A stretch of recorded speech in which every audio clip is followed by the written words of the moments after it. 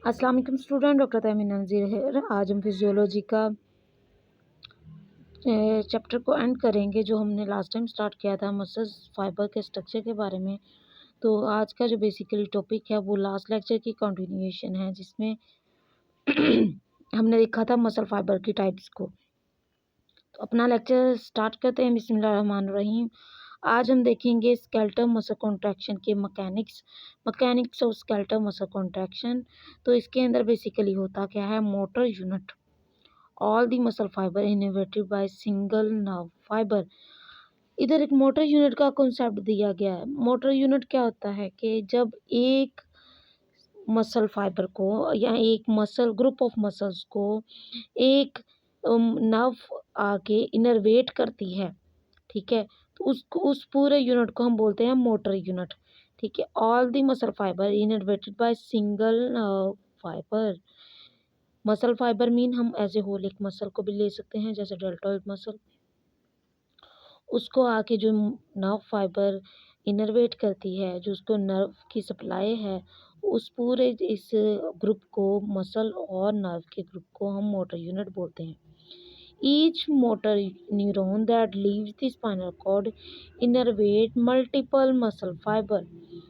अब जब कोई मोटर न्यूरॉन स्पाइनल कॉर्ड से आ रहा है तो वो मुख्तलिफ किस्म के मसल फाइबर के ऊपर जाके इनर्वेशन देता है, ठीक है। और ये सब डिपेंड किसके ऊपर करता है, ये मसल की टाइप्स के ऊपर डिपेंड करता है, ठीक है। All the muscle fiber innervated by a single nerve fiber are called a motor unit. In general, small muscles that react repeatedly, whose control must be exact, have more nerve fiber for fewer muscle fiber. For instance, as few as 2 or 3 muscle fiber per motor unit in some of the laryngeal muscle. तो इधर उन्होंने simple सी बात की है कि अगर small muscle को nerve की सप्लाई ज़्यादा है तो वो अपना एक्शन क्विक परफॉर्म करता है। जैसे लैरिंक्स के मसल हैं, छोटे मसल्स हैं, 2 से 3 मसल फाइबर्स को एक नर्व सप्लाई कर रही होती है, तो उसका जो फंक्शन होता है वो क्विक होता है, ठीक है। क्योंकि हमारी बॉडी जितना भी फंक्शन परफॉर्म करती है वो नर्व की सिग्नल के बिहाफ पे करती है। जितना सिग्नल स्ट्रॉन्ग होता है उतना ज़्यादा जल्दी जो मसल्स हैं वो कॉन्ट्रैक्ट और रिलैक्स करते हैं। Conversely, large muscle fibers that do not require fine control, such as soleus muscle, may have several hundred muscle fiber in motor unit. तो ऐसे मसल्स जिनका जो फंक्शन है वो फाइन नहीं है, मतलब कि उनका जो फंक्शन है वो अ, उसकी जो मूवमेंट है वो होल है, ठीक है, मतलब कि ग्रॉस मूवमेंट वो परफॉर्म करते हैं मसल्स। जैसे वॉकिंग में मूवमेंट परफॉर्म करते हैं, वॉक किए बगैर हम मर नहीं जाएंगे, ठीक है, पर सांस लिए बगैर हम मर सकते हैं, ठीक है। तो इस तरह जो मोस्ट सेंसिटिव फंक्शन है, जैसे लेरिंक्स का फंक्शन था, उसके अंदर 2-3 मसल फाइबर्स को एक नर्व ने सप्लाई दिया। और जो ग्रोथ फंक्शन है, जैसे सोलियस मसल हो गया, इसमें बंडल ऑफ मसल फाइबर्स को एक नर्व सप्लाई कर रही होती है, मतलब सेवरल हंड्रेड मसल फाइबर्स को एक नर्व सप्लाई करी है, तो ये मोटर यूनिट का साइज चेंज होता जाता है। An average figure for all the muscles of the body is questionable, but good guess would be about 80 to 100 muscle fiber to motor unit. तो हम पूरी बॉडी का अंदाज़ा तो नहीं लगा सकते कि कितने मसल फाइबर हर मोटर यूनिट में हैं। तो एक एस्टिमेट है कि पूरी बॉडी के अंदर जितने भी मोटर यूनिट हैं उनमें 80 to 100 मसल फाइबर एक यूनिट के अंदर मौजूद है, एक मोटर यूनिट के अंदर मौजूद है, ठीक है। The muscle fiber in each motor unit are not all bunched together in the muscle, but overlap other motor unit in microbundles of 3 to 15 fiber.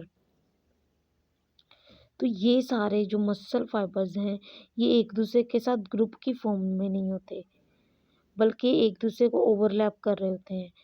3 से 15 मिलके एक दूसरे के साथ बंडल बना रहे होते हैं।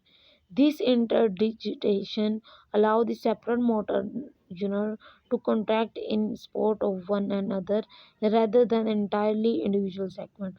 तो इस तरह इन बंडल्स का फ़ायदा क्या होता है कि हर बंडल अपने तौर पे कॉन्ट्रैक्ट करता है, एक्टिविटी परफॉर्म करवाने के लिए। ऐसा नहीं है कि अगर एक में कोई इशू आया है तो ओवरऑल पूरा जो मसल का लेंथ है वो इफेक्ट हो जाए। Muscle contraction of different force summation. अगर समेशन की बात करें, समेशन क्या होता है, सम अप करना, छोटी छोटी जो इंटेंसिटीज हैं उसका सम अप होके लार्ज जो रिजल्ट है उसको देना। Summation means adding together of individual to each contraction to increase the intensity of overall muscle contraction. अगर हम समेशन को मसल कॉन्ट्रैक्शन के ऊपर बात करें तो समेशन का बेसिकली मतलब क्या होता है, सम अप करना। हम छोटी छोटी चीज़ों को जमा करके उससे बड़ा इफेक्ट ले लेंगे। जैसे अगर हम मसल के अंदर बात करें तो मसल के जो छोटे छोटे इलेक्ट्रिकल ट्विचेस हैं उसकी जो इंटेंसिटी है उसको सम अप करते जाएं। अगर मसल सम अप करता जाए तो एट द एंड हमें जो मसल कॉन्ट्रैक्शन की इंटेंसिटी है वो इंक्रीज मिलेगी। ठीक है, तो इसको बोलते हैं summation. Summation occur in two ways, दो तरह से समेशन हो सकती है। By increasing the number of motor unit contracting simultaneously, एक टाइम पे कितने मोटर यूनिट कॉन्ट्रैक्ट कर रहे हैं उनके नंबर को इंक्रीज कर देंगे तो आपका जो समेशन का प्रोसेस है, मतलब मसल कॉन्ट्रैक्शन का जो ग्रेटर इफेक्ट है वो हमें मिल जाएगा।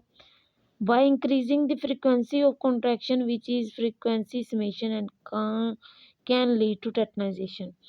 अच्छा, यहाँ फिर हम ये भी कर सकते हैं कि जो फ्रीक्वेंसी है, फ्रीक्वेंसी क्या होती है, contraction of muscle per unit time. ठीक है, टाइम के लिहाज से अगर मसल की कॉन्ट्रैक्शन इंक्रीज हो जाए, जो 1 मिनट के अंदर 10 दफ़ा कॉन्ट्रैक्ट कर रहा था वो 1 मिनट के अंदर 20 दफ़ा कॉन्ट्रैक्शन शुरू कर दे तो इसको हम फ्रीक्वेंसी समेशन कहते हैं। तो फ्रीक्वेंसी समेशन की वजह से टेटनाइजेशन का प्रोसेस हो सकता है।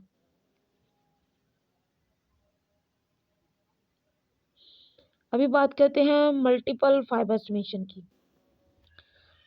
When the central nervous system send a weak signal to contract a muscle, the smaller motor unit of the muscle may be stimulated in preference to larger motor units. अच्छा, जब week signals आते हैं muscle contraction के nervous system के साथ, मतलब action potential आपका strong नहीं है, वीक है, तो जो स्मॉलर मोटर यूनिट्स हैं वो जल्दी कॉन्ट्रैक्ट कर जाते हैं बनिस्बत लार्जर के, क्योंकि लार्जर को कॉन्ट्रैक्ट करने के लिए ज़्यादा टाइम चाहिए, ज़्यादा स्ट्रेंथ चाहिए। This then, as the strength of signal increase, the larger and larger motor begin to excite as well. अब जैसे जैसे पीछे से एक्शन पोटेंशियल की स्ट्रेंथ इंक्रीज होती जाएगी, स्मॉलर मोटर यूनिट के साथ साथ लार्जर मोटर यूनिट जिसके अंदर ज़्यादा नंबर ऑफ फाइबर्स हैं, मसल फाइबर्स हैं, वो भी कॉन्टैक्ट करना स्टार्ट कर देगा। तो इस तरह क्या होता है, जो कॉन्ट्रैक्टाइल फोर्स है 50 टाइम्स इंक्रीज हो जाती है और स्मॉल यूनिट्स भी आपके कॉन्टैक्ट करना स्टार्ट हो जाता है। इस चीज़ को बोलते हैं हम साइज प्रिंसिपल, की साइज के लिहाज से मसल ने कॉन्टैक्ट करना स्टार्ट किया, स्मॉलर फाइबर्स जल्दी कॉन्टैक्ट हुए, लार्जर फाइबर बाद में। It is important because it allows the gradation of the muscle force during weak contraction to occur in small steps, whereas the steps become progressively greater when large amount of force are required. जब ज़्यादा amount की force चाहिए होती है तो ज़्यादा जो पीछे सिग्नल हैं वो आते रहते हैं वीक, तो स्मॉलर फाइबर्स भी इनर्वेट हो जाते हैं, फिर आहिस्ता आहिस्ता लार्जर फाइबर भी इनर्वेट हो जाते हैं। This cause of this principle is that smaller motor units are driven by small motor nerve fiber and small motor neurons in the spinal cord and are more excitable than the larger one, so naturally they are excited first. Smaller nerve fibers को वो जल्दी innervate हो जाते हैं, जल्दी excite हो जाते हैं बनिस्बत बड़ों के। अनदर इम्पोर्टेंट, क्योंकि उनका जो थ्रेशोल्ड लेवल है वो कम होता है। Another important feature of multiple fiber summation is that the different motor units are driven and asynchronously by the spinal cord. So contraction alternate among the motor unit one after the other, thus providing smooth contraction even at the low frequency of the nerve signal. इधर simple सी बात की है कि size principal की वजह से जो multiple fibre हैं स्मॉल साइज के या जो लार्ज साइज के, तो वो क्या करते हैं, एक जब सिग्नल आता है सम अप करते हैं उसको और एक्टिवेट हो जाते हैं। अब फर्ज करें हमने बात की थी कि जब फ्रीक्वेंसी इंक्रीज हो जाए, नंबर ऑफ कॉन्ट्रैक्शन पर सेकंड इंक्रीज हो जाए या पर मिनट इंक्रीज हो जाए, तो टेटनाइजेशन का प्रोसेस आ सकता है। उसके लिए इन्होंने देखो एक डायग्राम शो किया। फर्ज करें कि आपकी कॉन्ट्रैक्शन पहले 5 to 10 में 3 टाइम्स हो रही थी, आहिस्ता आहिस्ता फ्रीक्वेंसी बढ़ना शुरू हुई, इतनी बढ़ गई कि ये देखें कि इसके क्रस्ट सारे मर्ज हो गए। ठीक है, अब ऐसी सूरत हाल में मसल इंतहाई कॉन्ट्रैक्टेड स्टेट में रहेगा, रिलैक्सेशन नहीं हो सकेगी। तो जब वो कॉन्ट्रैक्टेड स्टेट में रहेगा, स्पास्टिक हो जाएगा, तो ऐसे प्रोसेस को टोटनाइजेशन बोलते हैं। The principle of frequency summation and tetanization to the left are displayed individual twitches contraction occurring on one after another at low frequency of stimulation। तो सिंपल ये जो पिछली डायग्राम है उसकी डिस्क्रिप्शन है। Then, as the frequency increases, there come a point where each new contraction occur before the preceding one another. As a result, second contraction is added partially to the first, so the total strength of contraction rises progressively with increasing frequency।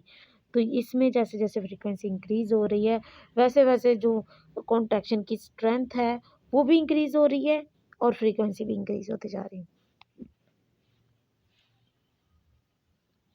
जब frequency critical point पे पहुंच जाएगी, the successive contraction eventually becomes so rapid that they fuse together and the whole muscle contraction appear to be completely smooth and continuous as shown in figure। This is called as टेटनाइजेशन। ऐसा process जिसमें सारी जो उसकी contraction है वो continuous हो जाए, मतलब रिलैक्सेशन का फिनोमिना ना आए, तो ऐसे प्रोसेस को हम टेटनाइजेशन कहते हैं।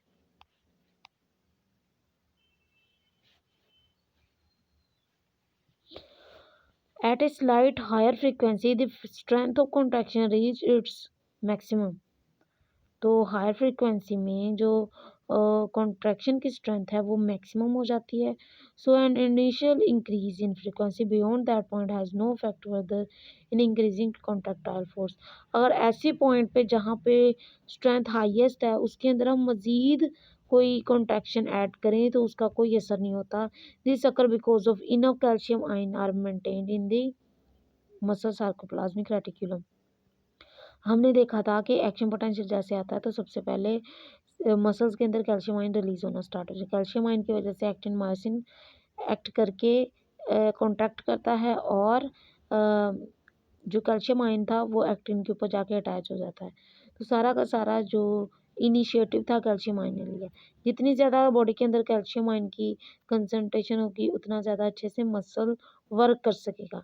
ठीक है, अब जब आपके पास इनफ कैल्शियम आयन होगा तो ही ये जो कॉन्ट्रैक्शन का प्रोसेस है ये मिलेगा। So that full contractile state is sustained without allowing any relaxation between the action potential. तो फुल कॉन्ट्रैक्टाइल स्टेट जो टेटनाइजेशन की स्टेट है इसमें क्या होता है कि रिलैक्सेशन नहीं हो पाती मसल्स की। Maximum strength of contraction. Maximum strength of tetanic contraction of the muscle operating at normal muscle length average between 3 and 4 kg per square centimeter of the muscle and 50 pounds per inches। अगर हम टेटनिक contraction की strength की बात करें तो इन्होंने muscle length के बारे में पहले बताया कि 3 से 4 kg पर स्क्वायर। ठीक है, because a quadricep muscle can have up to 16 square inches of muscle belly. तो क्वाड्रिसेप की मसल लेंथ जो आपके थाई का मसल है उसकी लेंथ इंक्रीज होती है, इसलिए उसको उसका मसल वैली भी ज़्यादा होगी। As much as 800 pounds of tension may be applied to the patellar tendon. तो अब ये जो क्वाड्रिसेप है ये पटेलर टेंडन के ऊपर 800 पाउंड्स की टेंशन जनरेट करता है। Thus one can readily understand how it is possible for muscle to pull their tendon out of their insertion point. तो इसकी तरह हमें पता चल जाएगा कि कितनी मसल स्ट्रेंथ रिक्वायर होती है टेंडन को मूव करवाने के लिए।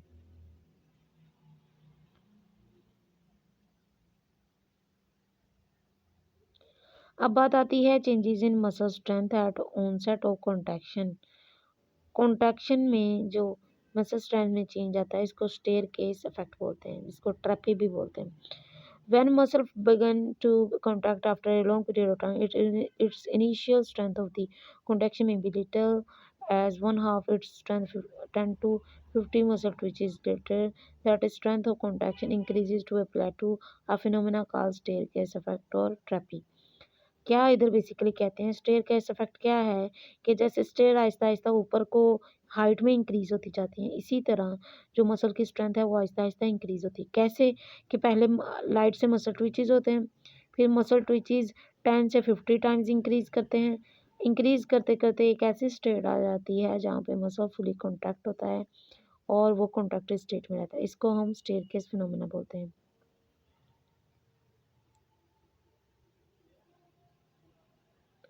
बेसिकली ये आपकी बॉडी के अंदर कैल्शियम आयन की कंसंट्रेशन, साइटोसोल के अंदर मौजूद आयंस की कंसंट्रेशन, रेटी जो सार्कोप्लाज्मिक रेटिकुलम आयंस रेटिकुलम है उसके अंदर मौजूद जो आयंस हैं उसकी कंसंट्रेशन के ऊपर डिपेंड करता है। अब बात आती है मसल टोन की। Even when muscles are at rest certain amount of tightness usually remain. आप रेस्टिंग कंडीशन में भी हैं, आपके जो मसल हैं वो लाइट सी टाइटनेस में होंगे। अब वो जो टाइटनेस है उसको हम मसल टोन कहते हैं। Because normal skeletal muscle fibre do not contact without any action potential. Normally action potential के बगैर कोई भी मसल कॉन्टैक्ट नहीं करता। ये मसल टोन होती है जो आपके पूरे बॉडी स्ट्रक्चर्स को एक स्पेसिफिक टोन प्रोवाइड कर रही होती है। ठीक है। These in turn control partly by signal transmitted from brain to appropriate spinal cord anterior motor neuron, partly by the signal that originate in muscle spindle located in the muscle itself. अब हर muscle के अंदर muscle spindle होता है, ठीक है, जो इस stretch को फाइंड करता है। मसल फटीग क्या होती है? Muscle fatigue, prolonged and strong contraction of muscle lead to well-known state of the muscle fatigue. अगर आप लंबे अरसे के लिए कॉन्ट्रैक्शन का प्रोसेस कंटिन्यू रखें, जैसे आप कोई ज़्यादा देर के लिए काम पकड़ लें कर लें या ज़्यादा देर के लिए आप कोई हैवी चीज़ उठा लें, तो अगर वो प्रोलॉन्ग हो जाए, स्ट्रॉन्ग कॉन्ट्रैक्शन हो, तो ऐसी सिचुएशन में मसल फटीग हो जाता है। ठीक है। तो ये होता क्या है, मसल फटीग इंक्रीज कैसे होती है? ये आपके मसल के अंदर ग्लाइकोजन की डिप्लीशन की वजह से मसल फटीग हो जाती है। ठीक है। Fatigue result mainly from inability of contractile and metabolic process of muscle fiber to continue supplying the same work output. Fatigue basically किस वजह से होती है कि कॉन्टीन्यूस वर्क की वजह से जब ग्लाइकोजन की अमाउंट एंड हो जाए, जो एटीपी प्रोवाइड करें, तो मसल क्या करता है, जो एक्टिन और मायोसिन है वो कॉन्ट्रैक्टेड स्टेट में रहते हैं।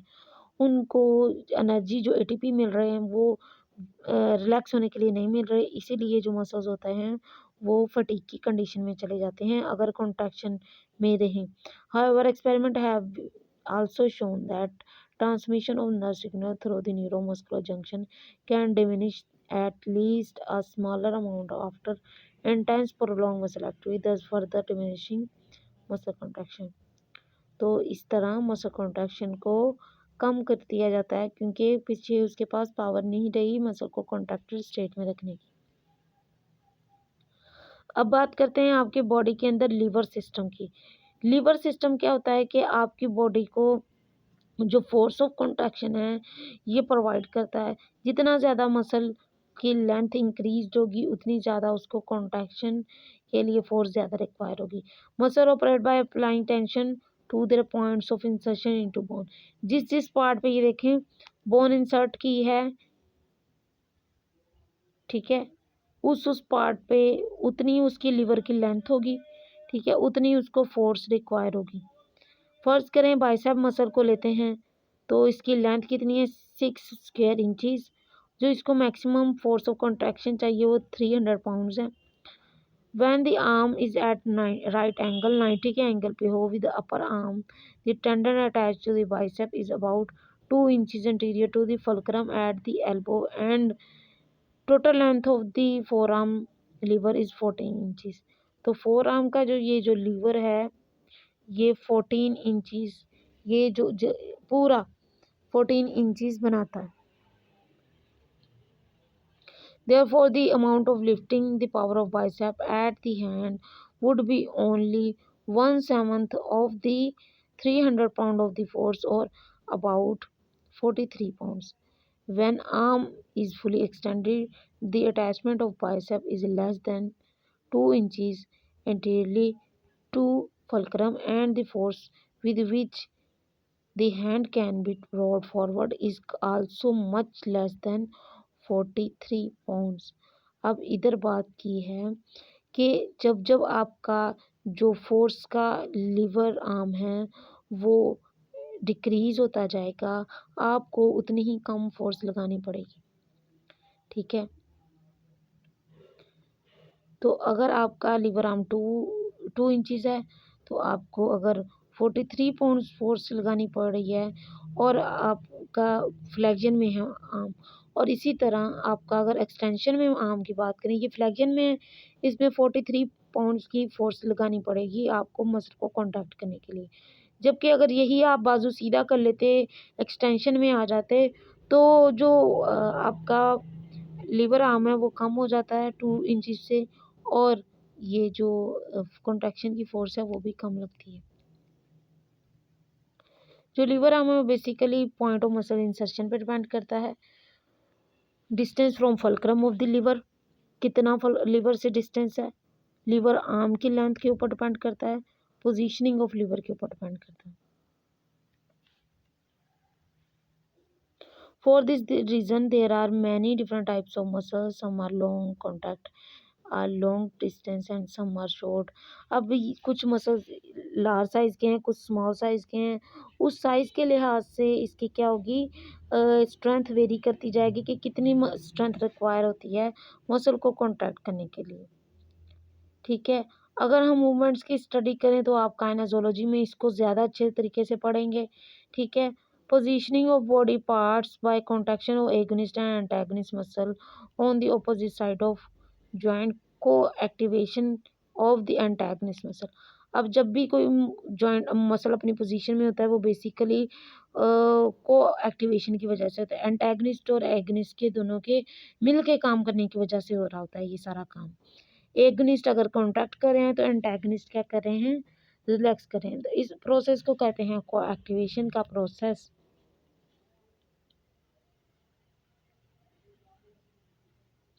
बाज़ का क्या होता है कि एगनिस्ट और एंटागनिस्ट दोनों कॉन्ट्रैक्टेड स्टेट में होते हैं। The position of each separate part of the body, such as arm or leg, is determined by the relative degree of contraction of agonist and antagonist set of muscles। तो जितनी भी आपकी work activity हैं वो agonist और antagonist muscles की वजह से हैं। ठीक है, the elongated muscle on one side of the joint can contract with far greater force than the shorter muscle on the opposite side। एक लार्जर मसल्स है उसका कॉन्ट्रैक्ट करना वो ज़्यादा फोर्स के साथ कॉन्ट्रैक्ट करेगा बनिस्बत जो शॉर्टर मसल्स हैं। एज एन आर्म और leg move toward it's mid position, अगर जैसे ही वो 90 के एंगल पे आ जाती है लेग या arm, the strength of muscle longer muscle decreases. तो लॉन्गर मसल की स्ट्रेंथ डिक्रीज हो जाती है क्योंकि जो लीवर आर्म है वो शॉर्ट हो जाता है, कम फोर्स रिक्वायर होती है उसको कॉन्ट्रैक्ट करने के लिए। Remodeling of muscle to match function.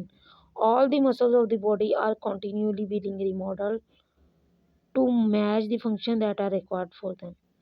तो बेटा ये सारी चीज़ें जस्ट आपको MCQ के पॉइंट ऑफ व्यू से देखनी है। Their diameter are altered, their length are altered, their strength are altered। जैसे जैसे मसल का साइज डिक्रीज या इंक्रीज करेगा उसकी लेंथ उसकी स्ट्रेंथ सब वेरी कर जाएगी। ठीक है, अब मसल हाइपरट्रॉफी एट्रोफी की बात करें, ये SCQ के पॉइंट ऑफ व्यू से इम्पोर्टेंट है, MCQ भी इसका बड़ा अच्छा बनता है। When the total mass of muscle increases this is called muscle hypertrophy. जब मसल का मास इंक्रीज हो जाए टोटल, उसको हम मसल हाइपरट्रॉफी कहते हैं।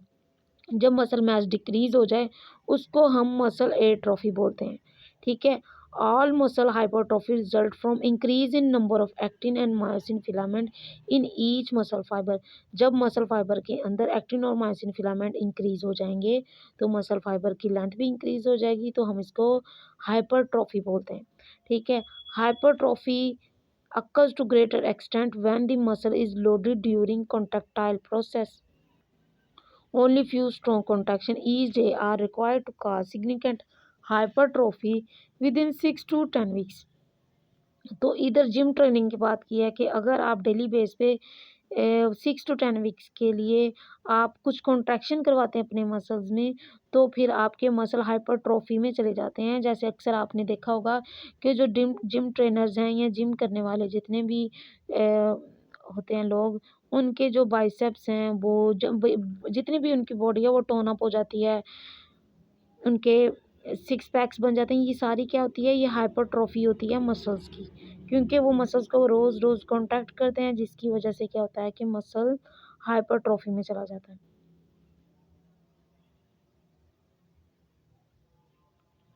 तो बेसिकली होता क्या है कि एक्टिन और मायोसिन जो फिलामेंट है वो इंक्रीज होना शुरू हो जाते हैं। ठीक है। जब वो इंक्रीज हो जाएंगे तो मसल आपके वो भी इंक्रीज हो जाएंगे। इस सब के लिए आपको एनर्जी रिक्वायरमेंट होती है। ठीक है। अगर आप एक्टिविटी कोई नहीं परफॉर्म करते काफ़ी हफ्तों के लिए, आप बेड बाउंड हैं, तो ऐसी सिचुएशन में मसल की कोई कॉन्ट्रैक्शन नहीं हो रही तो मसल एट्रोफी की कंडीशन में चला जाता है। ठीक है। The pathway that appear to be account for much of the protein degradation in the muscle undergoing atrophy is ATP dependent ubiquitin proteasome pathway. अब होता क्या है कि जब आप मसल को यूज़ नहीं करें तो मसल ने मर जाना है। मसल का मर जाना किस वजह से होता है, इसको मसल की एट्रोफी बोलते हैं। ठीक है। ये एटीपी डिपेंडेंट यूबिक्विटिन प्रोटीसोम पाथवे की वजह से होते हैं। ये बेसिकली वो प्रोटीन कॉम्प्लेक्सेस हैं जो कि डैमेज प्रोटीन को ख़त्म कर देते हैं। ठीक है।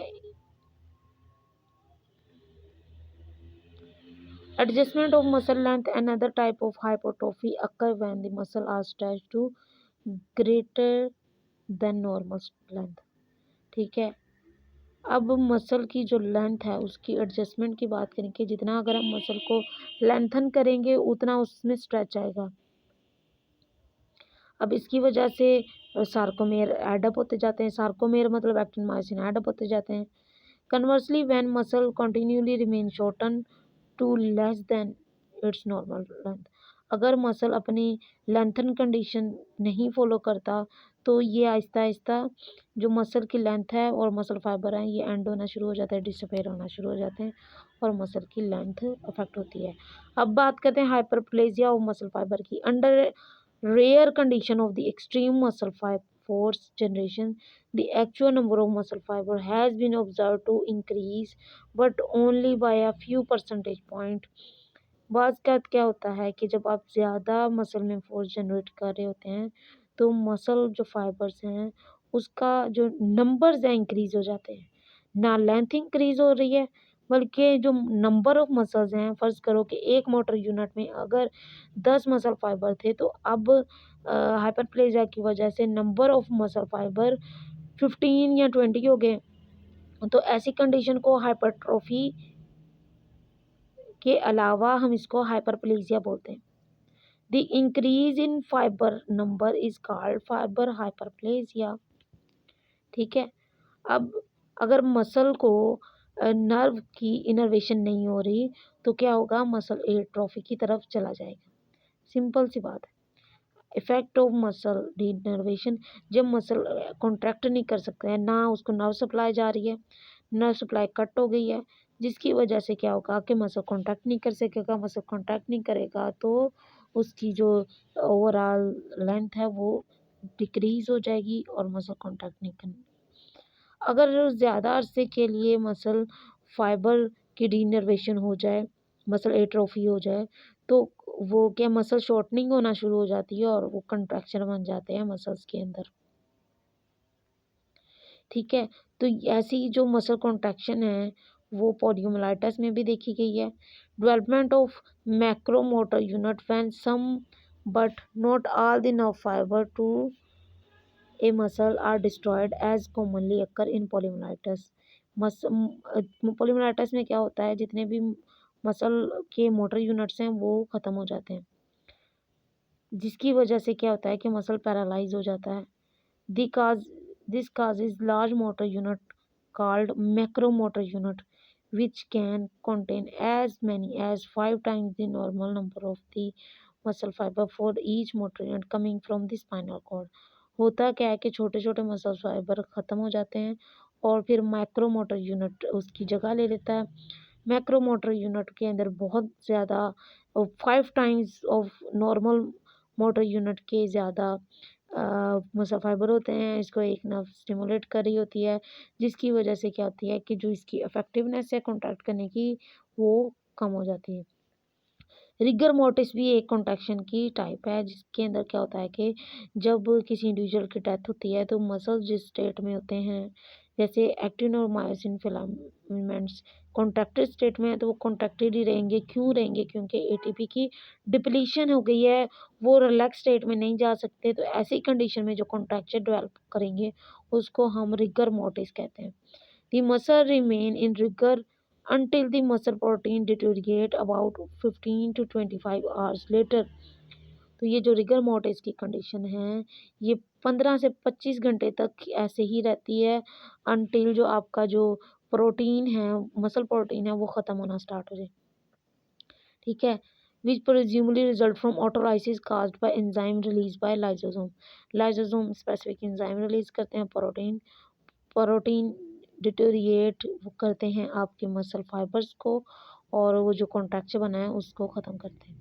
ठीक है, तो ऐसी कंडीशन को हम रिगर मोर्टिस कहते हैं। तो आज के लेक्चर में हमने जितनी भी चीज़ें की हैं ये आपके एससीक्यूज के पॉइंट ऑफ व्यू से नहीं बल्कि एमसीक्यू के पॉइंट ऑफ व्यू से इम्पोर्टेंट है। बस आपने डेफिनेशन के लिहाज से हाइपरट्रोफी, एट्रोफी, हाइपरप्लीजिया इन सबको अच्छे से कर लेना है। ठीक है, और जो उसके मैकेनिक्स हैं उसको अच्छे से कर लेना है। कोई क्वेश्चन क्यूरी हो आप मुझसे पूछ सकते हैं। Thank you so much. अल्लाह हाफिज़।